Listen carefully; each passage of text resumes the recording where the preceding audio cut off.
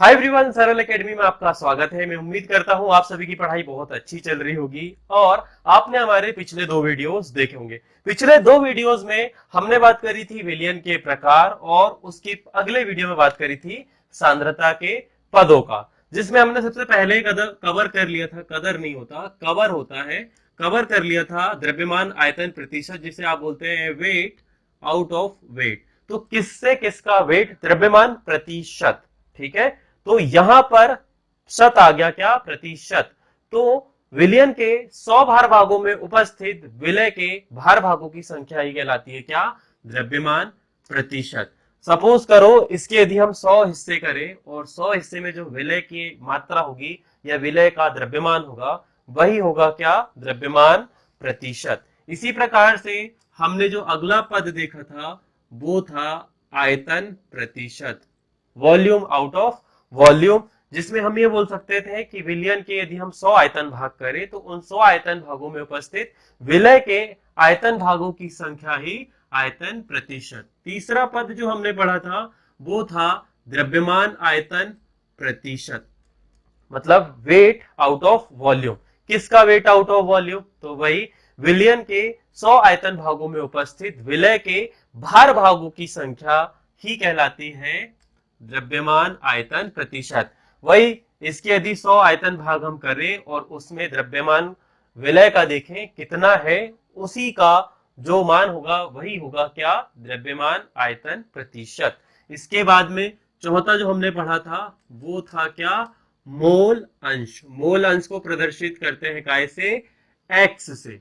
ये सारे पद हम पिछले वीडियो में कवर कर चुके हैं। यहां पर जो हमें विलय की मात्रा थी वो काफी अधिक थी, या हम कह सकते हैं विलयन जो होगा हमारा वो सांद्र हो सकता है। पर आज जो हम सांद्रता का पद पढ़ने वाले हैं इसके लिए हम ये कह सकते हैं कि विलयन में विलय के जो भार भाग होंगे वो बहुत ही सूक्ष्म होंगे। मतलब इतने सूक्ष्म होंगे कि ये सारे पद उनमें अप्लाई नहीं होंगे। अप्लाई होंगे भी तो हमें उस वाले पद का प्रयोग करना पड़ेगा। ठीक है, जैसे कि यदि हम लिखेंगे 10 की घात 6, 10 लाख भार। यहां पर जो बात हुई थी वो 100 भार भागों की हुई थी, यहां तीनों में 100 भार भागों की हुई थी। ठीक है, 100 भार भाग में कितना विलय उपस्थित है, मतलब इस विलयन के 100 भार भाग में कितनी मात्रा में विलय है। मगर आज जब हम बात करें जैसे कि समुद्र में कितनी मात्रा में ऑक्सीजन है, 1 लीटर समुद्री जल में कितनी ऑक्सीजन की मात्रा उपस्थित है, या फिर हम ये बोले कि वायुमंडल में कितनी मात्रा में प्रदूषक गैसें उपस्थित है। तो ऐसे जब पद आपको देखने को मिलेंगे, ऐसे जब उदाहरण आपको देखने को मिलेंगे, तो यहां पर आपको जो पद लेना है, जो सांद्रता का हमारा पद आएगा, जो हमारा पांचवा पद है जिसे कि बोला जाता है क्या? पीपीएम। अब इसका फुल फॉर्म भी इसी के नाम से निकलता है, जिसे कि बोला जाता है, जो आपको पढ़ना है, पार्ट्स पर मिलियन। ठीक है, इफ मैंने गलत लिखा है तो मैं हिंदी में भी लिख देता हूं, पार्ट्स पर मिलियन। ठीक है, अब पार्ट्स यानी भाग, पर यानी हिस्से में, और मिलियन यह हम लिख दिया हमने, देखो मिलियन। 10 लाख भागों में कितना विलय उपस्थित है। यहां बात हो रही थी 100 भार भागों की, यहां बात हो रही है 10 लाख भागों की। विलयन के 10 लाख भागों में उपस्थित विलय के द्रव्यमान या फिर विलय की मात्रा को ही हम क्या बोलते हैं? पार्ट्स पर मिलियन। सोचो कितनी छोटी इकाई है ये, कितनी छोटी इकाई में आपको ज्ञात करने के लिए बोल रहा है कि यहाँ पर एक पूरा विलयन है, इसकी यदि हम 10 लाख भाग करें और 10 लाख भार भागों में ये देखें कि विलय की मात्रा कितनी है, तो वही होगा पार्ट्स पर मिलियन। ठीक है, समझ में आ रहा है मैं क्या कहना चाह रहा हूं कि इस विलियन के यदि 10 लाख भाग करे जाएं या 1 मिलियन, 1 मिलियन में होते हैं 10 लाख, जो आपको जल्दी जल्दी कराने सब्सक्राइब करके जैसा हम पढ़ा रहे हैं, तो उसमें जितने भी विलय की मात्रा उपस्थित होगी वही होती है पार्ट्स पर मिलियन। तो जैसे आपको इसका सूत्र पता है, जैसे आपको इसका सूत्र पता है कि पीपीएम को पीपीएम से ही प्रदर्शित करते हैं। अच्छा, सॉरी सॉरी, मैं इसका वो लिखवाना भूल गया, मैं इसकी डेफिनेशन लिखवाना भूल गया। तो आप ऐसे लिख सकते हैं ये आपको साथ साथ लिखना है। आप चाहो तो साथ साथ लिख सकते हो, आप चाहो तो अलग से लिख सकते हो। ठीक है, तो I am using green pen, तो आप ऐसे लिखेंगे, किसी विलियन के 10 लाख, 10 लाख को आप लिखेंगे 10⁶ भार भागों में, 10 लाख भार भागों में उपस्थित विलय, ये हमारा विलय के भार भागों की संख्या ही पीपीएम यानी कि पार्ट्स पर विलियन कहलाती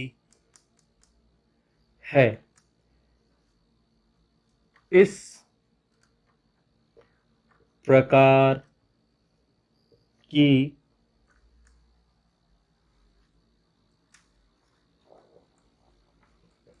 सांद्रता, इस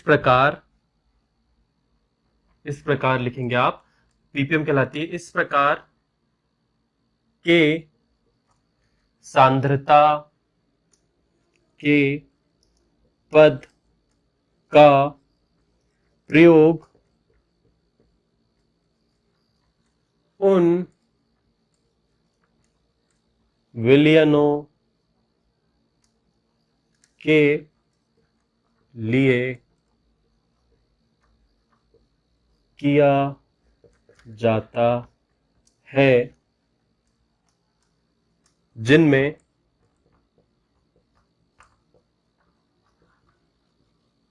विलय की मात्रा, आप यहां पे लिख सकते हैं भार, बहुत सूक्ष्म हो, बहुत ही सूक्ष्म हो या अल्प हो। ठीक है, उदाहरण लिखना है, जैसे उदाहरण लिखना है तो आप लिख सकते हैं समुद्री जल में ऑक्सीजन, समुद्री जल, समुद्री जल, ये मिटा रहा हूं मैं, यहां से विलियन मिटा देता हूं।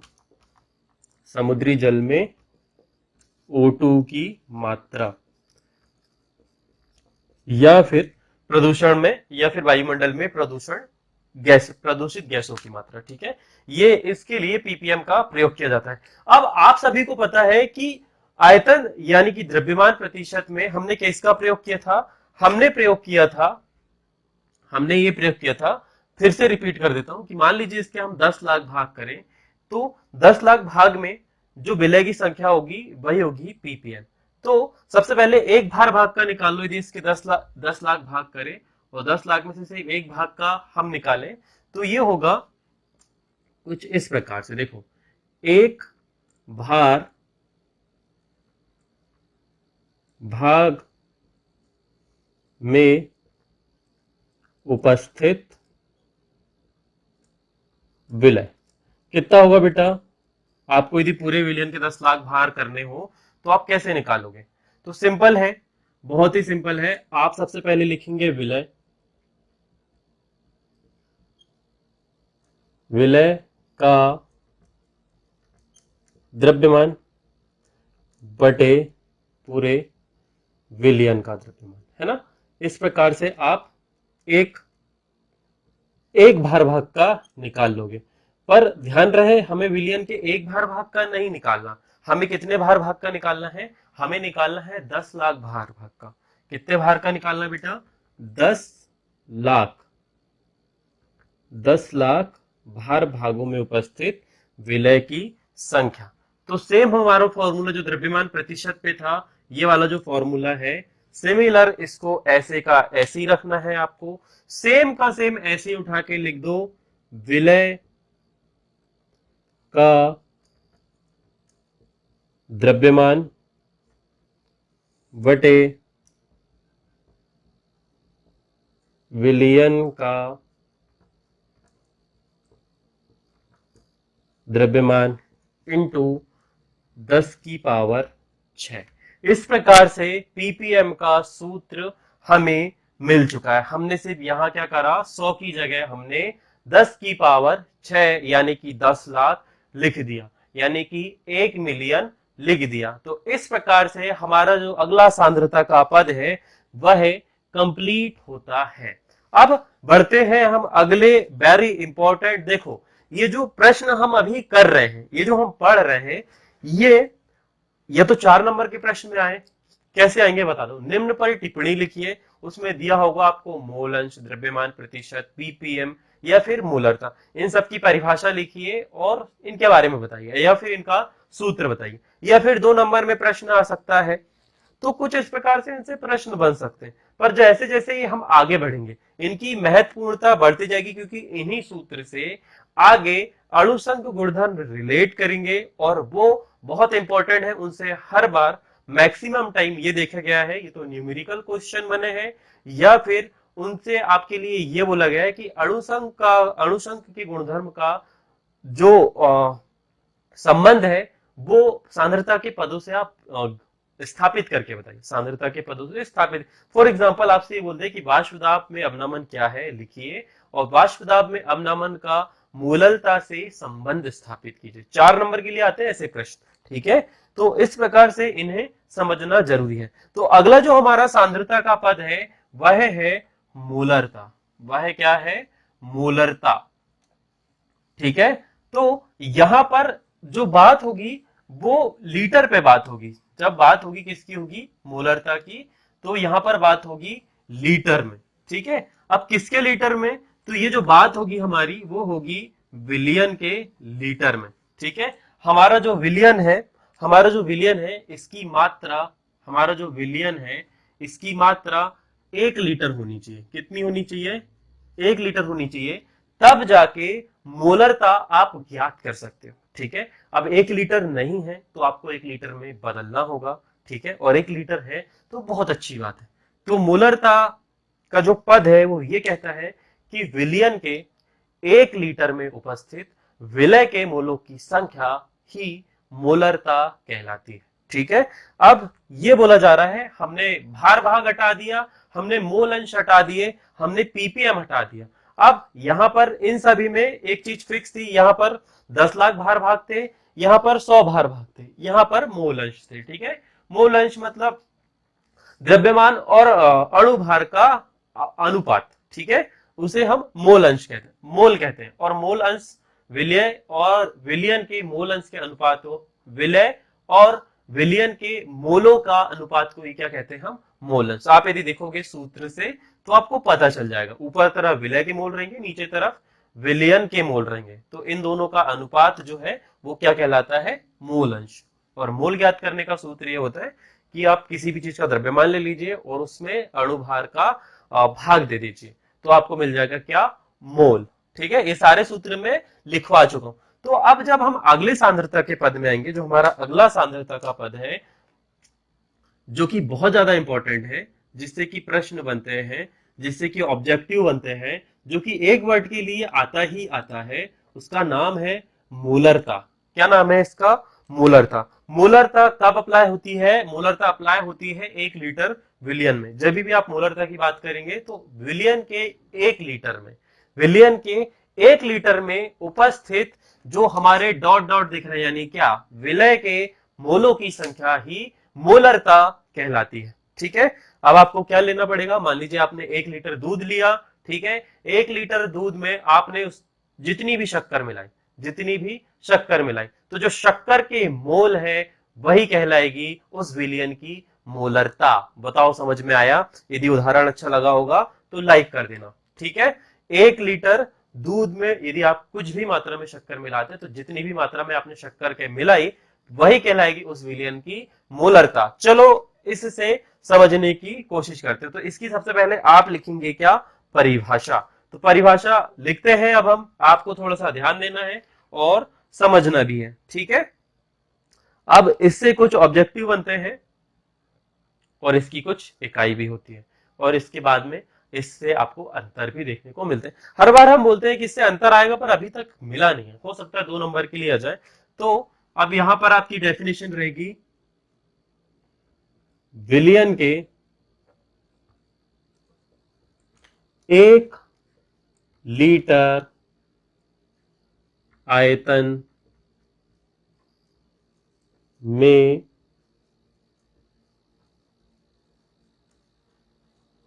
उपस्थित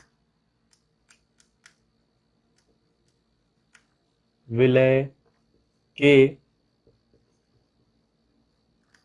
देखो विलय के मोलों की संख्या भी लिख सकते हो, या ऑब्जेक्टिव आएगा कि विलियन के 1 लीटर में 1 लीटर आयतन नहीं लिखा होगा, सिर्फ 1 लीटर में उपस्थित विलय के मोल होते हैं, ऐसा ऑब्जेक्टिव आएगा। हम पूरी परिभाषा लिख रहे हैं इसलिए हम पूरा लिखेंगे। विलियन के 1 लीटर आयतन में उपस्थित विलय के मोलों की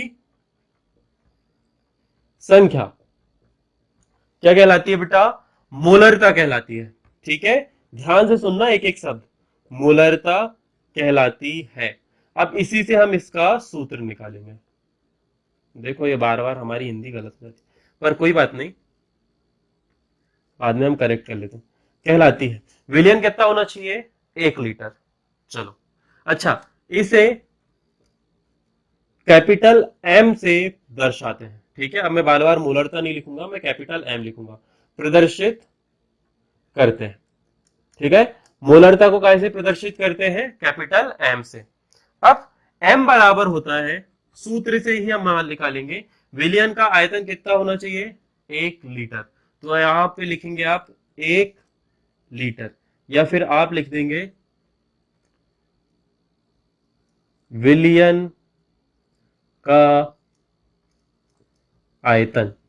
ठीक है, कैसा होना चाहिए? लीटर में। कितना होना चाहिए? 1 लीटर, या फिर 1000 ml। अब इसमें किसकी संख्या? इसमें जो है हमारे विलय के मोलों की संख्या। तो यहां पर आपके सूत्र में जाएगा विलय के मोल। ठीक, अब मान लीजिए आपने क्या किया, आपके पास विलियन का आयतन मैंने बता दिया 1 लीटर होना चाहिए। अब 1 लीटर में यदि आप नमक मिलाते हैं, कितना मिलाते हैं? आप मिलाते हैं मान लीजिए 10 ग्राम नमक। तो इस प्रकार से आप क्या करेंगे, नमक का सूत्र होता है NaCl। तो NaCl का आपको पता होना चाहिए अणुभार, और आपको मैंने ग्राम में मात्रा बता दी कितनी? 10 ग्राम।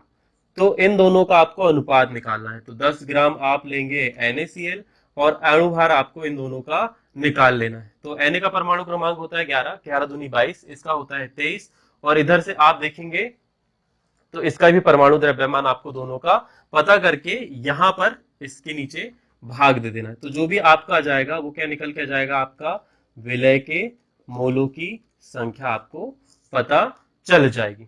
ठीक है, या ऐसे करके आपको धीरे धीरे करके सारी चीजें समझनी है। ठीक, तो अब हम आगे बढ़ते हैं। आई होप सो Cl का परमाणु द्रव्यमान 35 होता है। ठीक है, तो ऐसे करके आपको निकालना है।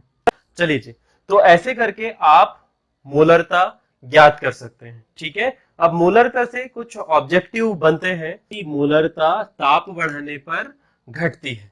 इसके बाद में हमारी एक बहुत ही इंपॉर्टेंट जो है वो आती है अगला, सांद्रता का पद। इसको फटाफट से नोट कर लो, इसको मैं अब मिटा रहा हूं। ठीक है, यहां पर बात हुई थी विलियन के 1 लीटर में। ठीक है, किसकी बात हुई थी? विलय और विलायक को यदि हम मिला लें तो वो 1 लीटर होना चाहिए। ठीक है, अब इसके बाद में जो हमारा अगला पद आता है वो है मोललता। क्या पद है बेटा? वो है हमारा छठवां पद, जिसे आप बोलेंगे मोललता। ये रहा हमारा अगला पद, मोललता। अब यहां पर विलियन की बात हो गई लीटर में, द्रव्यमान में बात हो गई, पर एक चीज अभी भी रह गई है। अब मान लीजिए हमारे पास में एक ऐसी स्थिति है कि किसी विलायक की शुद्ध अवस्था हो। ठीक है, किसी विलायक की शुद्ध अवस्था हो, पानी बिल्कुल प्योर हो, उसमें किसी भी प्रकार की अशुद्धि ना मिले हो, और उसकी मात्रा आपको दी हो केजी में। कैसे दी हो? केजी में, यानी कि द्रव्यमान में। ठीक है, और कितनी होनी चाहिए? 1000 ग्राम, यानी कि 1 केजी।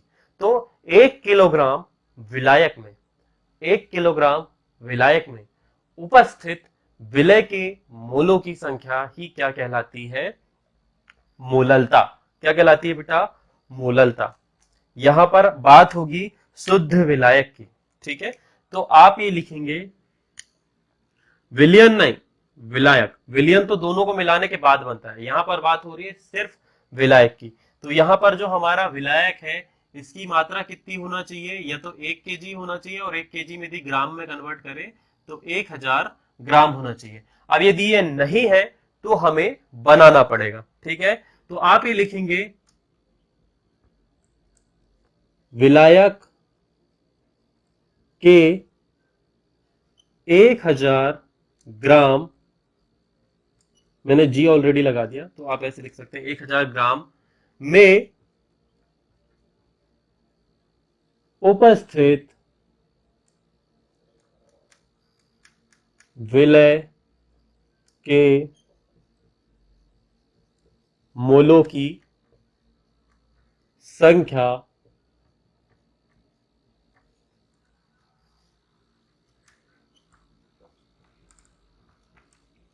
मोललता कहलाती है, ठीक है। विलय के 1000 ग्राम में उपस्थित विलय की मोललता, विलय के मोलों की संख्या ही कहलाती है क्या? मोललता, ठीक। अब ध्यान रहे 1000 नहीं है तो हमें 1000 में बदलना पड़ता है। जैसे कि यदि उस वाले विलियन में हमने जब विलय के मोलों की बात करी थी, यदि 1 लीटर में नहीं तो हमें 1 लीटर में बदलना पड़ेगा। तो उसमें मैंने नहीं सिखाया, इसमें आपको सिखा दूंगा, या फिर जब हम न्यूमेरिकल करेंगे तो आपको उससे भी पता चल जाएगा। यदि मोलरता के सूत्र में आपको 1000 नहीं दिया है, ठीक है, 1000 नहीं दिया है, मोललता का थोड़ा सा पैटर्न छूट गया है, तो अभी थोड़ी देर के लिए हम इसको साइड करते हैं। हम पहले एक काम करते हैं, पहले मोललता को ही समझ लेते हैं, फिर मोलरता को समझेंगे, ठीक है। तो विलायक के 1000 ग्राम में उपस्थित विलय के मोलों की संख्या ही मोललता कहलाती है, ठीक। तो यहां पर इसके लिए भी एक शब्द है, इसे स्मॉल एम से प्रदर्शित करते हैं, ठीक है। इसे स्मॉल एम से प्रदर्शित किया जाता है। अब इसका सूत्र भी हम किससे निकालेंगे? इसी से निकालेंगे, परिभाषा से। तो यहां पर m बराबर होता है विलय के मोल, विलय के मोल बटे विलायक, विलायक की ग्राम में मात्रा। या फिर आप विलय का द्रव्यमान, और वो कितने में होना चाहिए? 1 kg होना चाहिए। 1000 ग्राम में हम लिख रहे हैं तो हमें लिखना है 1000 ग्राम। और मान लीजिए आपको सिंपली लिखना है विलय का द्रव्यमान, तो आप लिखेंगे बाजू में 1 kg, ठीक है। अब 1 kg नहीं है, 1 kg नहीं है। अब मैं इस सूत्र को कुछ दूसरे तरह से लिख रहा हूं। विलय के मोल बराबर होते हैं, यदि आपको विलय के मोल का सूत्र नहीं पता तो इन्वर्टेड कॉमा में आप लिखेंगे, मैं पहले लेक्चर में बता चुका हूं, विलय के मोल बराबर होता है विलय का द्रव्यमान बटे विलय का अणु भार। इस सूत्र को शॉर्ट पे भी लिखा जाता है। इस सूत्र को शॉर्ट पे यदि आपको लिखना है तो आप लिख सकते हैं विलय के मोल, जिसे हम बोलते हैं क्या? NB, ठीक। विलय का द्रव्यमान, विलय के द्रव्यमान के लिए प्रयोग किया जाता है WB। W द्रव्यमान के लिए, विलय का है इसीलिए B, हमने यहाँ पर B मान के रखा हुआ है। विलय का अणुभार, अणुभार के लिए प्रयोग किया जाता है M, मॉलिक्यूलर वेट। तो यहां पर हम लिखेंगे MV। तो ये वाला सूत्र आएगा। अब इस वाले सूत्र को हमें यहां पर मान रख देना, तो रख दो, सिंपल है बहुत। यहां पर आप मान रखेंगे तो कुछ इस प्रकार से आएगा, हमारा होगा WV बटे MV। अब ध्यान दो मेरी बात, अब क्या होगा, मान लीजिए ये जो बराबर का निशान है इसके सामने लगा देते हैं। हमारा विलायक हमें 1000 ग्राम में नहीं दिया, बोल दिया 200 ही ग्राम, ठीक है। तो उस 200 ग्राम को हमें 1000 ग्राम में कन्वर्ट करना है। तो कुछ नहीं करना, यहां पर आप 200 लिखेंगे, उसके नीचे कर देंगे 1000 ग्राम, ठीक है। यह हमारा इस प्रकार से सूत्र रहेगा। अब इस सूत्र को जब हम रीअरेंज करेंगे तो कुछ चीजें बदल जाएंगी। तो कुछ चीजें कैसे बदलेंगी, ध्यान से सुनो। यहां पर आपके पास में आएगा WB बटे एम बी, जो पूरा ऊपर था वो ऊपर रहेगा, इसके बाजू में गुणा हो जाएगा हमारा 200 क्या है, 200 विलायक का द्रव्यमान जो आपको दिया हुआ है। तो आप यहां पर लिखेंगे विलायक के द्रव्यमान के लिए डब्ल्यू ए, तो एम भी गुणित हो जाएगा डब्ल्यू ए और 1000 ऊपर की तरफ आ जाएगा। और ये वाला आपको कहीं ना कहीं बुक में देखने को मिला होगा सूत्र। तो इस प्रकार से यहां पर जो बना है एम का सूत्र, जब आपको विलायक की मात्रा 1000 ग्राम में नहीं दी हो तो आप ये वाला सूत्र अप्लाई करेंगे। ठीक है, यहाँ पर डब्ल्यू ए जितना भी द्रव्यमान हो, जैसे कि हमने बताया था आपको कितना है 200, तो यहाँ नीचे जाएगा 200, 500 हो तो 500, 1000 है तो कोई कोई जरूरत नहीं है, सीधे सीधे 1 किलो लिखा है तो कोई कोई आवश्यकता नहीं, सीधे सीधे आप विलायक की मात्रा 1000 केजी में 1 लिख देंगे, विलय का द्रव्यमान आ जाएगा। ठीक है, यहां तक कोई डाउट हो तो कमेंट करके बताओ। अब इसी सूत्र को हम मोलरता के लिए लिख सकते हैं। इससे यदि आप देखेंगे तो इसकी इकाई भी निकल कर आती है, इसकी इकाई भी निकल कर आई है। विलय के मोल, तो यहां पर इसकी जो इकाई निकल के आती है, मोलरता की इकाई होती है मोल प्रति किलोग्राम है, इसीलिए ऊपर की तरफ इसकी इकाई निकल के आती है। ये हमें अंतर में पढ़ना है, ये हम अंतर में आपको अभी थोड़ी देर पहले बताएंगे। इसकी इकाई मोल प्रति किलोग्राम होती है, इसकी इकाई क्या होती है, मोल प्रति किलोग्राम, इनवर्स वन नहीं आता, मोल प्रति किलोग्राम होती है। ठीक है, मोललता की इकाई मोल प्रति किलोग्राम होती है, जबकि मोललता की इकाई हमारा जो कैपिटल एम है उसकी इकाई होती है क्या, मोल प्रति लीटर। ठीक है, ये होती है मोलरता की, ये होती है मोललता की। अब मुझे ये बताओ कि यदि आपको मोलरता की मात्रा नहीं दी हो, कुछ सूत्र में यही रहने दे रहा हूं, ठीक है, तो आप यहां पर क्या करेंगे, इसी सूत्र में बता देता हूं, सेम हमारा सूत्र रहेगा। अब हम जो बात कर रहे हैं वो बात कर रहे हैं मोलरता के लिए। ठीक है, मोलरता की हमने बहुत बेसिक परिभाषा आपको बता दी। अब मोलरता में मान लीजिए आपको विलयन का आयतन पूर्ण रूप से नहीं दिया हुआ है, आपको जो विलयन का आयतन है वो काय में नहीं दिया हुआ है, लीटर में नहीं दिया हुआ है, तो उसके लिए भी एक सूत्र है विलयन का आयतन। ठीक है, काय में होना चाहिए ये, लीटर में। ठीक, 1 लीटर होना चाहिए, 1 लीटर नहीं है तो हमें क्या करना होगा, हम इसी सूत्र को जैसा हमने पहले करा था, डब्ल्यू बी बटे एम बी, यहां पर हमारे पास में आगे आ जाएगा क्या, मान लीजिए 200 ml दिया हुआ है, तो आप यहां पे लिखेंगे 200 बटे 1000 लगा देंगे। अब 200 क्या है, 200 आपके विलियन का आयतन है, 200 क्या है आपके विलियन का आयतन।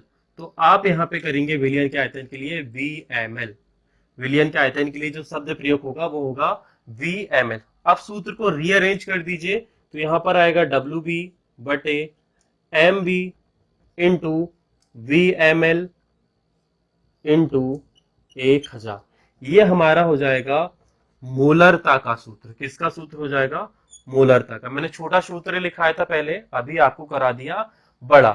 अब एक जो अंतर है जो आपसे पूछा जा सकता है कि मोलरता और मोललता में अंतर बताओ, क्या मोलरता और मोललता में अंतर बताओ। तो अब आप सोचो सूत्र से मोलरता और मोललता में अंतर क्या है। ठीक है, तो बताओ क्या है। आपने परिभाषा देख ली, आपने सूत्र देख लिया, आपने सूचक चिन्ह देख लिए, तो अब मुझे बताओ कि परिभाषा कैसे हम बना सकते हैं, क्या हमारी परिभाषा हो सकती है, कैसे कैसे पॉइंट हो सकते हैं। ठीक है, तो सबसे पहले हम यहां पर लिखते हैं मोलरता और यहां पर लिखते हैं मोललता। ठीक है, आप मेरे साथ साथ ही लिखेंगे। यहां पर जो बात हो रही थी वो बात हो रही थी विलयन के आयतन में उपस्थित, विलयन के आयतन में उपस्थित विलय के मोल, है ना, विलयन के आयतन में उपस्थित विलय के मोल की संख्या क्या कहलाती है, मोलरता। जबकि यहां पर किसकी बात हो रही थी, यहां पर बात हो रही थी विलायक के, अंतर समझ में आया, विलायक के 1000 या 1 किलोग्राम में उपस्थित विलय के मोल, है ना। विलय के मोल मोलरता कहलाती है। ये हो गया पहला अंतर, किसके आधार पे, परिभाषा के आधार पे, या फिर आयतन और लीटर के हिसाब से, ठीक है। किस प्रकार से इन्हें दर्शाया जाता है उसके हिसाब से, आप परिभाषा के हिसाब से इसे लिख सकते हैं। दूसरी चीज लिखेंगे निर्भरता। तो मोलरता ताप पर निर्भर करती है। क्या बेटा, मोलरता ताप पर निर्भर करती है। मोलरता ताप पर निर्भर करती है, जबकि मोलरता ताप पर निर्भर नहीं करती। मोलरता ताप पर निर्भर, मोलरता ताप, मोलरता ताप पर निर्भर नहीं करती, ठीक है। इसके बाद में तीसरा पॉइंट जो हम लिख सकते हैं वो ये सब लिख सकते हैं कि मोलरता को कैपिटल एम से प्रदर्शित किया जाता है, इसे स्मॉल एम से प्रदर्शित किया जाता है, ठीक है। आप लिखेंगे इसकी इकाई मोल प्रति लीटर होती है, जबकि इसकी इकाई मोल प्रति किलोग्राम होती है, ठीक है। ये सारे ऑब्जेक्टिव में आ सकते हैं। फिर अगला आप सूत्र लिख सकते हैं कि विलय के मोल बटे विलयन का आयतन, यहां पर लिख सकते हैं विलय के मोल बटे विलायक की किलोग्राम में मात्रा, ठीक है। यहां आके सांद्रता के 3 पद हमने और कंप्लीट कर लिए। अब मुझे बताओ कि और क्या रह गया है जो हम कवर कर सकते हैं। हमारी एनसीईआरटी की बुक में हमें 7 प्रकार के सांद्रता के पद दिए हुए हैं। कुछ पद ऐसे हैं जैसे कि नॉर्मलता, फॉर्मलता और शक्ति, ये हमने छोड़ दिए हैं। अब यदि आपके कमेंट आते हैं कि सर इन्हें भी बताओ, तो हम उन्हें भी बता देंगे। अदरवाइज कल से हम स्टार्ट करेंगे कुछ न्यूमेरिकल जो कि बहुत ज्यादा इंपॉर्टेंट होंगे परीक्षा की दृष्टि से, तो आप उन लेक्चरों को भी अटेंड करेंगे, ठीक है। ये सारे सूत्र हो गए, ये अंतर हो गए, धीरे धीरे जो जो मैंने बोला था आप उन्हें लिख लीजिएगा। जल्दी ही मुलाकात होगी अगले वीडियो में। तब तक के लिए आप सरल एकेडमी को मोटिवेशनली सपोर्ट कर सकते हैं। वीडियो को शेयर कर दो, लाइक कर दो, कमेंट कर दो, जो आपको करना है आप करके बता सकते हो। उसके बाद में आप चाहो तो हमें फाइनेंशियली सपोर्ट कर सकते हो, ताकि हम कुछ अच्छे अच्छे इक्विपमेंट खरीद लें, टीम बिल्ड कर ले और थोड़ा सा आगे बढ़े, ठीक है। क्योंकि हर किसी व्यक्ति को फाइनेंस की आवश्यकता होती है। तो आप हमारे ट्रू सब्सक्राइबर हो तो आप हमें फाइनेंशियली सपोर्ट कर सकते हो, ठीक है। यही आपसे हमारी आशा है, यही हम आपसे उम्मीद रखते हैं। बस यही छोटी मोटी रिक्वेस्ट थी। इसके बाद में न्यूमेरिकल आ जाएंगे चौथे लेक्चर में, तो उसके लिए भी रेडी रहना, क्योंकि बहुत सारे बच्चों को न्यूमेरिकल करने में बड़ा मजा आता है। न्यूमेरिकल कब होंगे सर, कब होंगे सर, तो अगले ही लेक्चर में न्यूमेरिकल स्टार्ट होंगे। तब तक के लिए अपना ध्यान रखिएगा। जल्दी मुलाकात होगी नेक्स्ट वीडियो में। राधे राधे।